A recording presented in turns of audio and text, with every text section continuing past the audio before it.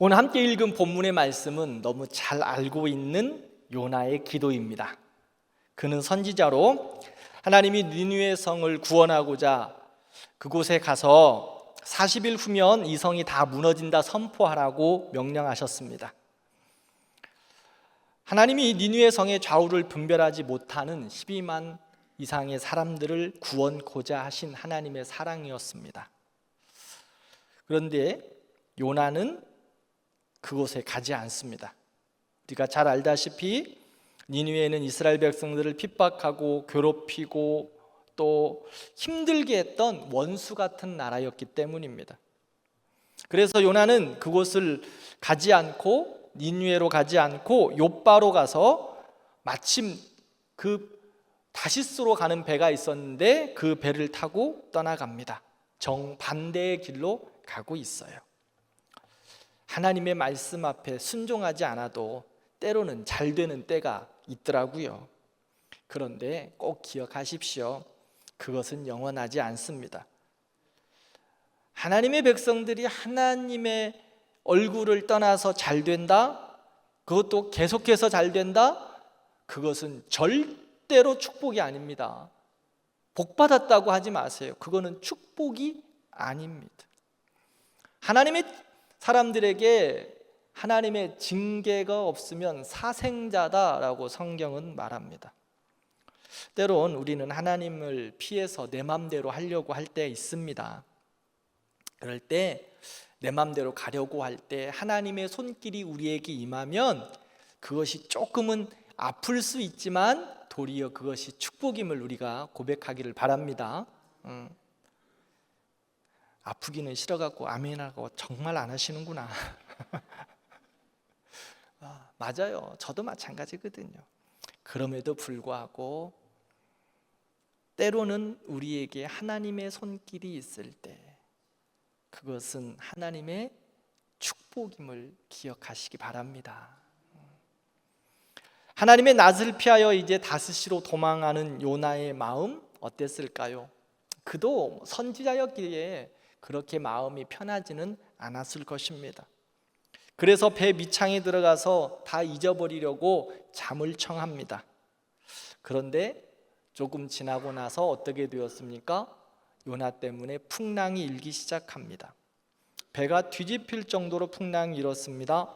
사람들마다 아우성치고 있습니다. 자기들에게 신에게 살려달라고 부르짖지만 아무 소용이 없습니다.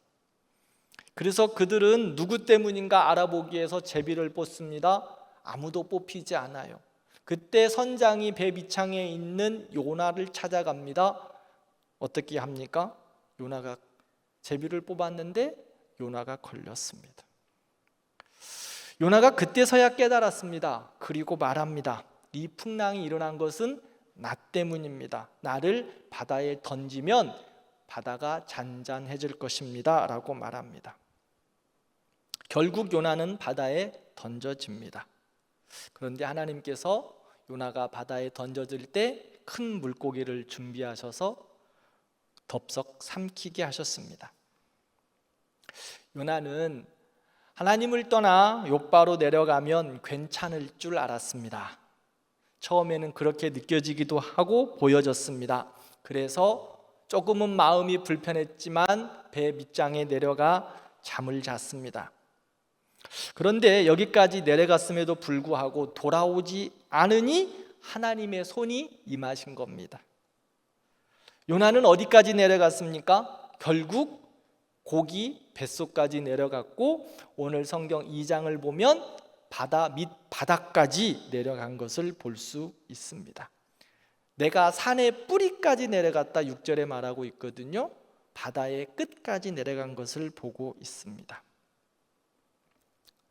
사랑하는 성도 여러분, 신앙생활은 믿음의 삶은 내려가는 삶이 아닙니다. 믿음의 삶은 올라가는 겁니다. 그런데 하나님을 떠나면 올라가는 것처럼 잘 되는 것처럼 보이고 느껴질지 모르지만 결국에는 내려가는 겁니다. 하나님을 떠난 요나 욥바로 내려갔습니다. 잘 되는 것 같았지만 다시스로 내려갔다라고 성경은 말합니다. 그리고 어디로 내려갑니까? 배 밑으로 내려갑니다. 거기까지 내려갔는데도 정신 못 차립니다. 그 다음은 하나님이 그를 사랑하셔서 더 이상 떨어지면 죽겠다 싶으니까 하나님이 그를 올리시기 위하여 인생의 느껴짐은 내려가는 것으로 볼 수 있습니다. 하나님이 그를 살리시기 위해서 더 이제는 내리신다는 거예요. 어디까지 내려갑니까? 물고기 뱃속까지, 그리고 바다 밑바닥까지 내려갑니다. 그러면 하나님은 내려갈 대로 내려간 요나 그냥 내버려 두셨겠습니까? 하나님은 하나님의 자녀들을 그저 내버려 두시지 않습니다. 때로는 낮추시기도 하시지만 높이시기도 하시는 그 하나님께서 요나를 다시 세워 일으키시는 것을 볼 수 있습니다. 하나님은 바닥 밑바닥까지 내려간 요나를 올리시기 시작합니다. 그런데 하나님께서 요나를 어떻게 올리시고 일으켜 세우셨을까요? 첫 번째, 요나는 하나님 앞에서 이제 자신을 보게 됩니다. 하나님 앞에서 자신을 보게 하셨어요. 1절을 보면 요나가 물고기 뱃속에서 그의 하나님 여호와께 기도했다라고 말합니다. 하나님은 고난이라는 통로를 통해서 자신을 하나님께 비춰보게 하셨습니다. 고난이라는 그 통로를 통하여서 요나가 하나님을 향하여 비춰본 거예요. 자신의 모습을 보게 하셨어요. 고난이 파멸로 빠뜨리는 것이 아니라 하나님을 보게 하는 과정이었습니다. 3절을 보면 주께서 나를 깊은 속 바다 가운데서 던지셨다라고 말합니다. 큰 물이 나를 삼켰다라고 말하고요, 주의 파도가, 큰 물결이 자기를 넘쳤다라고 말합니다. 5절을 보면 물이 나를 내 영혼까지 둘러싸오며 기품이 나를 에워싸고, 하나님께서 그를 향하여 하신 일들을 그가 보게 되는 거예요. 요나는 자기가 깊은 바닷속에 던져진 것과 파도의 큰 물결들이 자기를 휩싸이고 있는 것, 자기 때문이라고 고백하고 있어요. 이제 고난을 통하여 하나님 앞에서 자신을 보게 된 거예요. 고난이라는 거울 앞에 자신을 딱 비춰봤어요. 그러니 어떻게 되었어요? 고난 속에서 자신의 허물과 죄와 연약함과 어두움을, 불순종을 보게 된 거예요. 그리고 하나님께 기도하기 시작합니다. 사랑하는 성도 여러분, 신앙의 첫 걸음은 자신의 죄인됨을 보는 것입니다. 우리의 죄인됨을 인정하는 겁니다. 그리고 회복의 첫 걸음은 하나님 앞에서 자신을 그대로 비춰보고 자신의 모습을 하나님 앞에 내어놓는 것입니다. 그래서 죄인된 모습으로 하나님 앞에 서는 것, 그것이 하나님이 우리를 일으키게 하시는 겁니다. 교만한 마음으로는 하나님 앞에 설 수 없어요. 그러나 하나님은 사랑하시는 자녀를 고난 가운데 세워서라도 자신을 돌아보게 하시고 회개하도록 하시고 엎드리게 하십니다.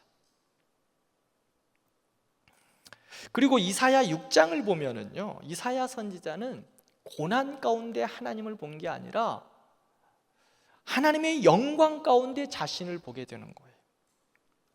그런데 하나님의 영광 가운데서 자신을 보며 이사야 선지자는 이렇게 고백해요. 화로다 나는 망하게 되었도다. 나는 입술이 부정한 자다.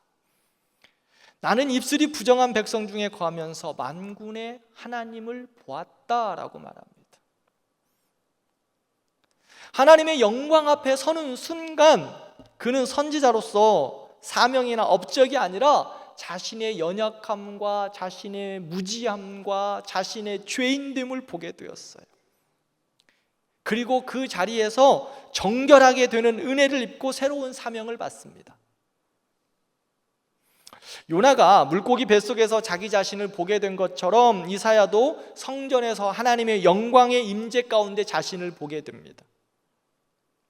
하나님께서는 우리를 고난 속에 두시기도 하고 하나님의 영광 가운데 두시면서 우리 자신들을 보게 하십니다. 깨닫게 하십니다. 이유는 같습니다. 자신을 깨닫고 하나님 앞에 회개하며 죄인됨을 인정하고 쓰라는 겁니다. 그러므로 우리는 늘 하나님 앞에서 자신을 비춰보아야 합니다.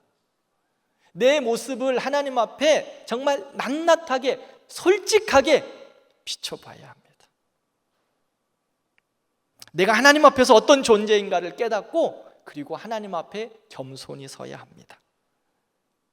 그럴 때 하나님께서 우리를 다시 일으켜 주십니다. 두 번째, 하나님께서 요나를 어떻게 일으켜 세우셨을까? 요나는 다시 하나님을 바라봅니다. 첫 번째는 자신의 연약함과 죄된 모습을 보았고 거기서 멈추지 않고 이제는 하나님을 다시 보게 되는 거예요. 영광스러운 하나님, 거룩하신 하나님, 은혜의 하나님, 왕 되신 하나님을 보게 되는 거예요. 7절 말씀을 보면 내 영혼이 내 속에서 피곤할 때 내가 여호와를 생각하였더니 내 기도가 주께 이르렀사오며 주의 성전에 미쳤나이다 라고 말합니다. 이제 요나는 하나님 앞에 자신을 보게 되니 자신의 연약함 가운데 모든 힘이 빠지고 더 이상 기대할 수 없는 그 모습 가운데 하나님을 생각하게 됩니다. 그리고 내 기도가 주의 성전에 미쳤나이다 라고 말합니다. 여기서 성전은요 단순히 건물을 의미하는 것이 아닙니다. 하나님이 임재하시고 은혜 베풀어 주시는 자리, 하나님의 보좌를 상징합니다.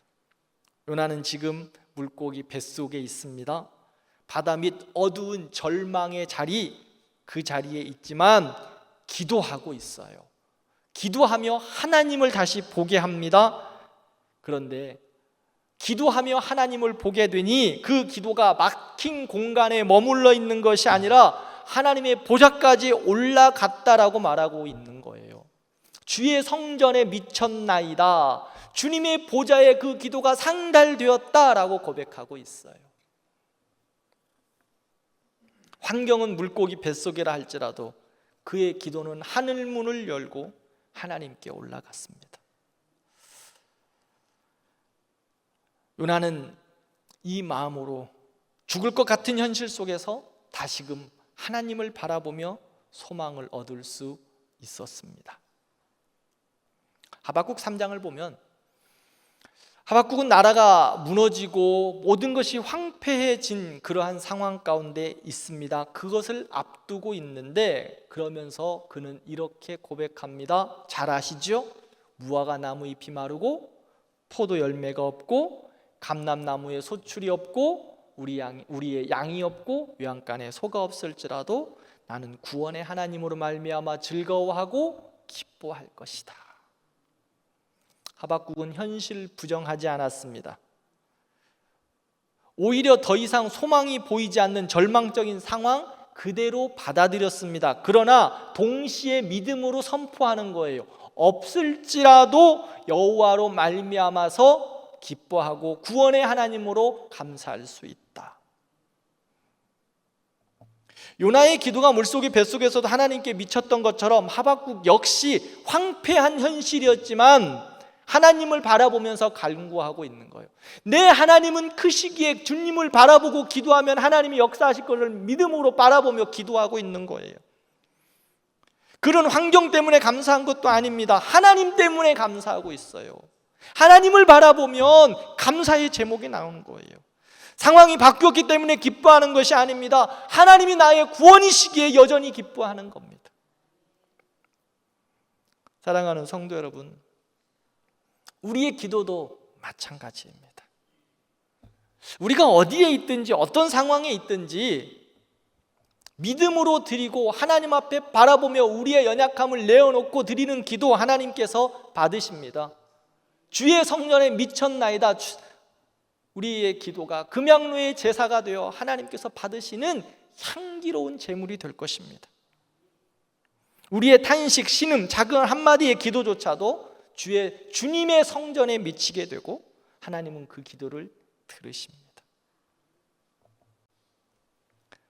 하나님을 바라봐야 소망이 있습니다. 우리의 눈을 열어 주를 향하여 나아가야 합니다. 우리의 입을 열어 주를 향하여 외쳐야 합니다. 우리의 손을 들어 주님을 향하여 부르짖어야 합니다. 간구해야 합니다.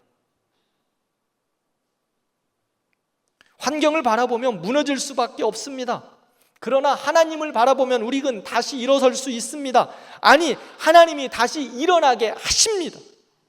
요나는 그 깊은 바닷속에서 하나님 바라보았습니다. 그때부터 그의 인생은 회복하게 됩니다. 하나님이 올리시는 거예요. 세 번째로, 하나님께서 요나를 일으키신 이후 요나는 감사의 제사로 믿음의 반응을 합니다. 요나는 물고기 뱃속에서 하나님을 바라보면서 이제 기도합니다. 그의 기도가 상달되었다, 성전에 미쳤다. 그는 믿음으로 고백하고 이렇게 말하고 있어요. 8절, 9절 혹시 띄워줄 수 있으면 한번 보여줄래요? 같이 읽겠습니다. 거짓되고 헛된 것을 숭상하는 모든 자는 자기에게 베푸신 은혜를 버렸사오나 나는 감사하는 목소리로 주께 제사를 드리며 나의 서원을 주께 갚겠나이다. 여호와께 속하였나이다 하니라. 아멘. 요나는 분명히 깨달았어요. 자신이 이제까지 의지했던 것들 다 헛된 것이었다. 하나님만이 만군의 주시고 만왕의 왕이시다. 구원은 여호와께 속한 것이다.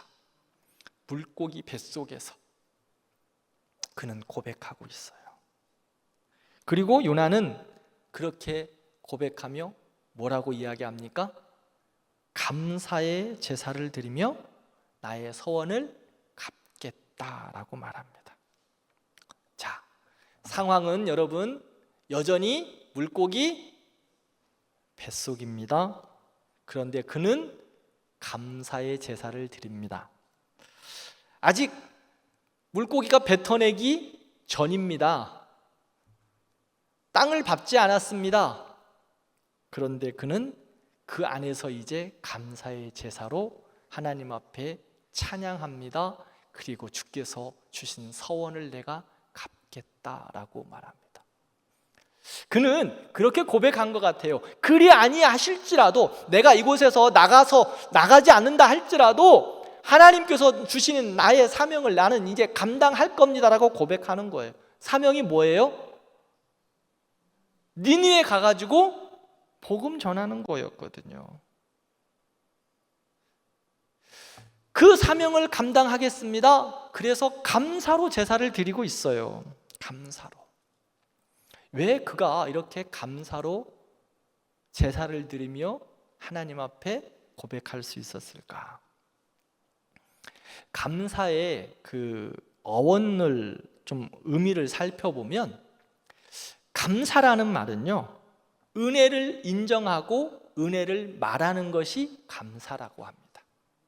이 감사의 단어의 어원을 따져보면 은혜를 인정하고 은혜를 말하는 것.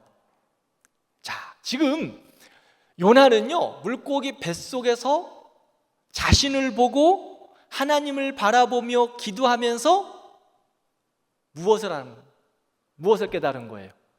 감사. 하나님의 은혜를 안겨준 거예요. 다시금 하나님의 은혜를 안겨줘요. 그 은혜를 말하고 있어요. 그게 바로 감사라는 거예요.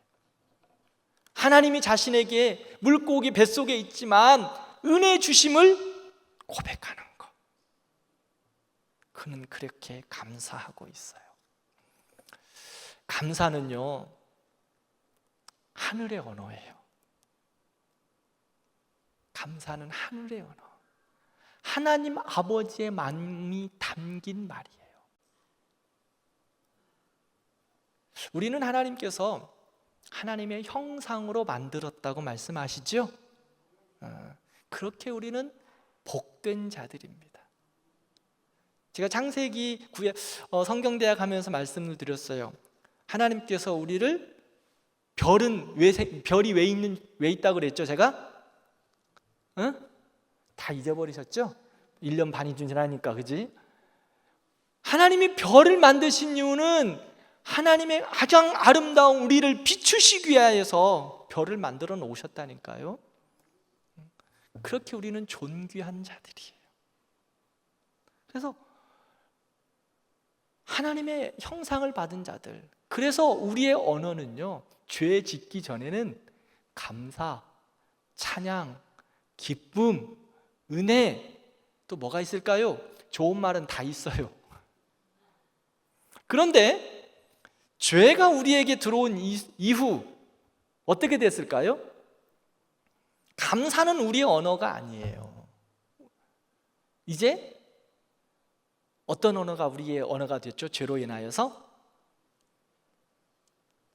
저는 이걸 생각하면서 이것을 오늘 설교 준비하면서 쓰면서 어떤 언어가 그럼 우리의 언어지? 노래가 생각났어요. 어떤 언어냐면 미움, 다툼, 시기, 질투 버리고, 이 앞에 부분 사랑이라는 단어는 우리의 언어가 아니에요.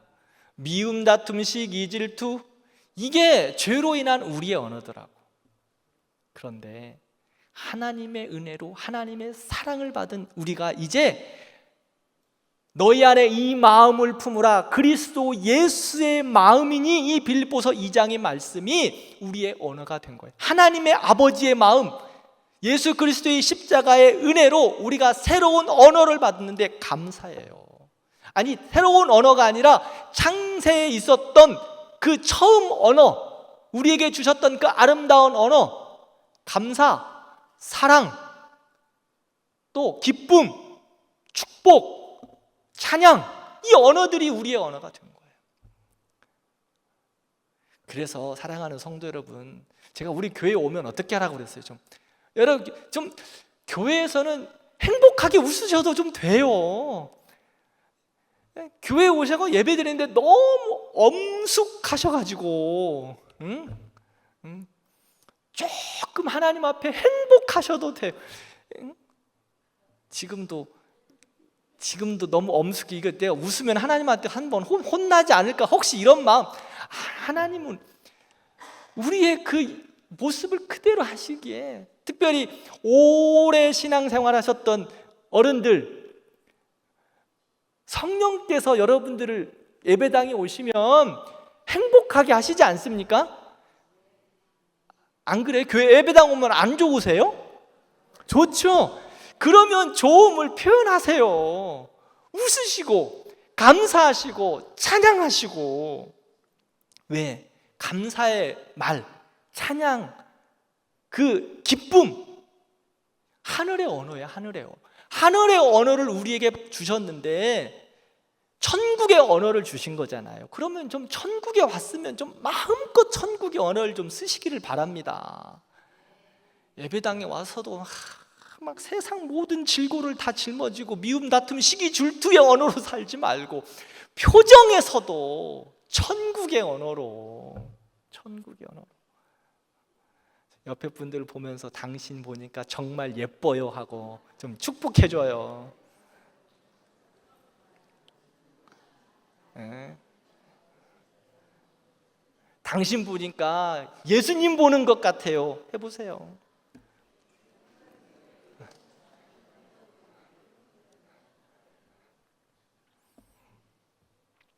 하늘의 언어, 감사의 언어.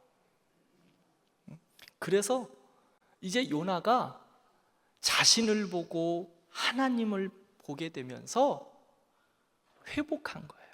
살아난 거예요. 그래서 감사의 제사를 드리겠다, 하늘의 언어를 쓰겠다, 은혜의 말이 나오기 시작한 거예요. 은혜의 말. 하나님이 주시는 마음이 내 마음이 된 거예요. 지금 요나가 환경이 바뀐 것 때문에 그렇지 않습니다. 하나님의 은혜가 임하니까 하나님의 은혜 가운데 감사가 나오는 거예요. 지금 요나 여전히 음식물 찌꺼기하고 뒹굴고 있어요. 그런데 그 음식물 구렁텅이에서 뒹굴고 있잖아요.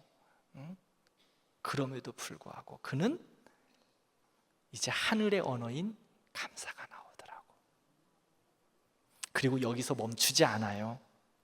요나는 감사의 찬양을 드리겠다라고 말하면서 나의 서원을 갚겠다라고 기도합니다. 이제는 내 뜻대로 살지 않겠습니다. 나를 살리시든지 죽이시든지 내 고집은 없습니다. 하나님 뜻대로 살겠습니다. 말한 거예요. 서원을 주께 갚겠나이다. 살리시든지 죽이시든지 마음대로 해주세요. 나는 이제는 하나님이 시키는 대로만 하겠습니다. 죽이셔도 오케이, 살리시면도 오케이, 이 말이거든요.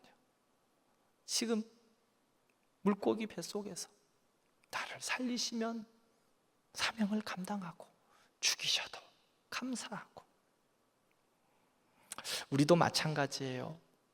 구원은 하나님께 달려 있음을 믿는다면 우리의 삶에서도 이제 하늘의 언어를 받았기에 하늘의 언어를 살아가고 하늘의 삶을 살아가는 거예요. 믿음으로 살아가는 거예요. 우리의 마음이 주님의 마음을 닮아가는 거예요. 우리의 입이 주님의 그 마음으로 가득한 거예요. 감사로 가득한 거예요. 우리의 손과 발이 주님의 손과 발이 되어서 하나님의 뜻을 따라 순종하는 것입니다. 감사, 찬양, 주님의 손과 발이 되어서 따라가는 순종, 헌신.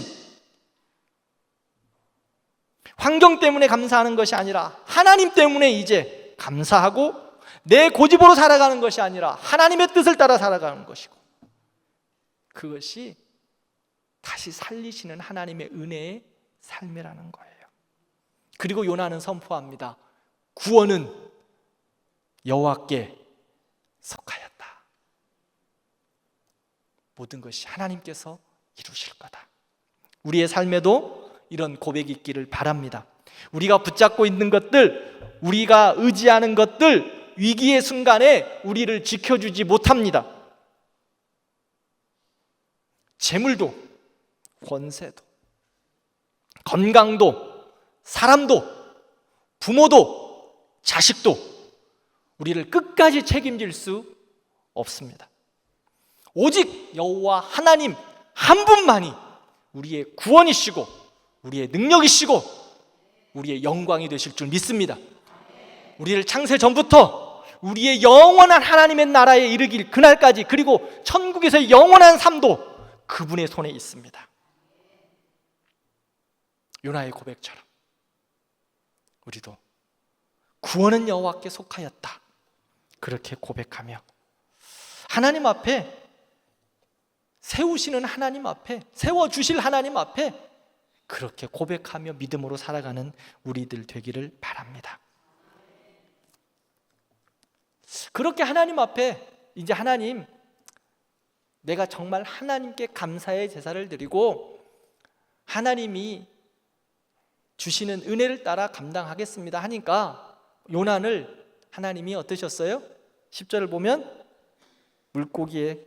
물고기에게 말씀하시며 요나를 육지에 토하니라. 이제 하나님이 그를 육지에 내놓으셨어요. 그런데 요나가 살려주셔서 그런 게 아니라 아까 말씀드렸죠. 살리시든지 죽이시든지 알아서 하세요. 나는 감사의 제사로 주께 드리며 나의 소원을 갚겠나이다.